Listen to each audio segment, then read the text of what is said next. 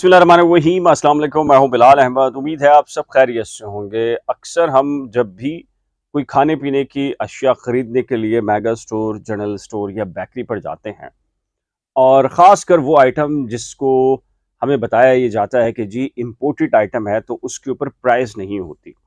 और कुछ आइटम्स तो ऐसे होते हैं, ख़ासकर जो बेकरी आइटम हैं, उन पर ना ही मैन्युफैक्चरिंग की डेट होती है और ना ही एक्सपायरी की डेट या तारीख मौजूद होती है। खासकर जो इंपोर्टेड आइटम्स होते हैं, तो हमें ये तरखा दिया जाता है कि इस पे चूंकि बैरूने मुल्क से ही प्राइस नहीं आए, तो हम प्राइस आपको क्या बताएं। तो बस हमारी लिस्ट के अंदर जो प्राइस हैं वो एक्चुअल प्राइस हैं, लेकिन हकीकत में ये गैर कानूनी अमल है।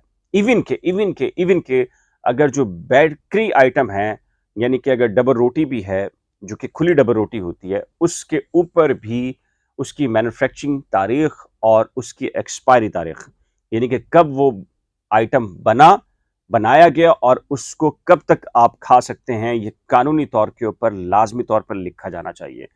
भले से वो इंपोर्टेड आइटम हो या वो लोकल मैन्युफैक्चरिंग का आइटम हो, कानूनी तौर के ऊपर हर दुकानदार, बेकरी वाला, जनरल स्टोर वाला और जो मेगा स्टोर्स वाले हैं, उसकी प्राइस, एक्चुअल प्राइस लिखना, वो उसके पाबंद हैं। लेकिन चूंकि आमतौर पर हमारे यहाँ माशरे के अंदर बहुत सारी चीज़ों के हवाले से आगाही नहीं है, शऊर नहीं है, तो हम भी, मुझ समेत भी बहुत सारे लोग ऐसे ही करते हैं कि जैसे उनको कहते हैं कि इम्पोर्टेड आइटम है, तो प्राइस नहीं लिखी हुई, तो हम भी उसे कहते हैं जो ठीक है, जो तुम मांग रहे हो हम देने के लिए तैयार हैं। लेकिन यह गैर कानूनी है। इसी चीज़ के हवाले से एक केस आया है और वो केस खासा इंफॉर्मेटिव है, और इसीलिए मैं आपके सामने रख रहा हूँ कि क्या हुआ है इस तरह के एक केस में। जी हाँ, कंज्यूमर सेल है, उसके डायरेक्टर हैं जमालुद्दीन जलालानी। इनकी सरबराही में एक कमेटी तश्कील दी गई और उसने कार्रवाई की है औरंगी टाउन में कायम अल जन्नत बेकरी एंड निम्को की, क्योंकि एक दरखास्त इस बेकरी के खिलाफ आई थी और उसमें कहा गया था कि ये खाने पीने की अशिया की ना तारीख लिखी जाती है और ना ही कीमतें लिखी जा रही हैं। और जैसे ये दरख्वास्त आई और डायरेक्टर जनरल जमालुद्दीन की निगरानी के अंदर एक टीम ने, कंज्यूमर जो सेल है, उसने एक कार्रवाई की जब बेकरी पर, तो पता चला कि बेकरी में जो भी खाने पीने की अशिया थी उन पे वाकई ही, और ये आमतौर पे हमारे यहाँ ऐसी ही है, बेकरी आइटम में तो वैसे ही खुले आइटम्स होते हैं तो वहाँ लिखा ही नहीं जाता।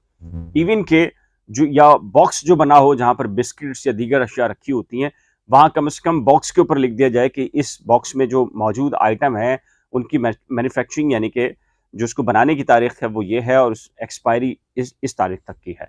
बिल्कुल नहीं होता, रिवाज ही नहीं है, और हम में से कोई पूछता भी नहीं है। और बहुत सारे आइटम्स के ऊपर जो बेकरी थी औरंगी टाउन की अल जन्नत, इसमें कीमतें भी नहीं लिखी हुई, और जैसे कि मैंने आपको कहा कि खुले आइटम की कीमत भी लिखना दुकानदार उसका पाबंद है, भले से वो उसके ऊपर चिप लगा के ही क्यों प्राइस ना लिख रहा हो। लेकिन आप बड़े बड़े मेगा स्टोर्स पे चले जाइए, इंपोर्टेड आप कोई घी ले लें, चीनी लें, या कोई भी आइटम लें आप खरीदें, तो हमें ये बताया जाता है, तरखा दिया जाता है कि जी इंपोर्टेड आइटम है, इंपोर्टेड आइटम पे तो प्राइस नहीं होते। लेकिन प्राइस लिखने का पाबंद हर मेगा स्टोर वाला है, जनरल स्टोर वाला है, बेकरी वाला है, हर नौयत का है। यही वजह है कि जो सब्जी फरोश भी होता है उसके पास भी लिस्ट होना लाजिम होती है। जो गोश्त वाला है, जिससे आप गोश्त लेते हैं, उसको लाजिम है कि वो जो सरकारी एक लिस्ट है जिसके मुताबिक, लेकिन ये बिल्कुल ही आपको लग रहा होगा कि बिल्कुल मैं कौन सी बातें कर रहा हूँ, और वाकई ये कौन सी बातें हैं, क्योंकि प्रैक्टिकली तो हमारे यहाँ तसव्वुर नहीं है किसी चीज़ का।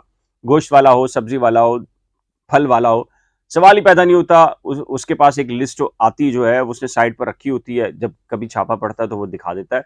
लेकिन आप और मेरे लिए वो लिस्ट नहीं होती।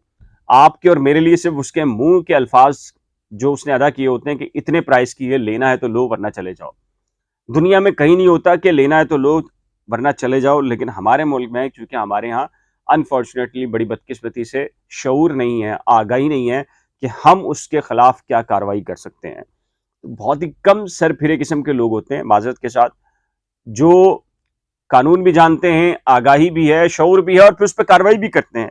उनमें से कोई एक इसी तरीके का आदमी जो है, उसने कंप्लेन की कंज्यूमर सेल को। देखें, मैं जब भी कंज्यूमर सेल के हवाले से उन लोगों से बात हुई है, तो वो कहें कि हम क्या कार्रवाई करें, हमारे पास तो कोई कंप्लेन ही नहीं आती।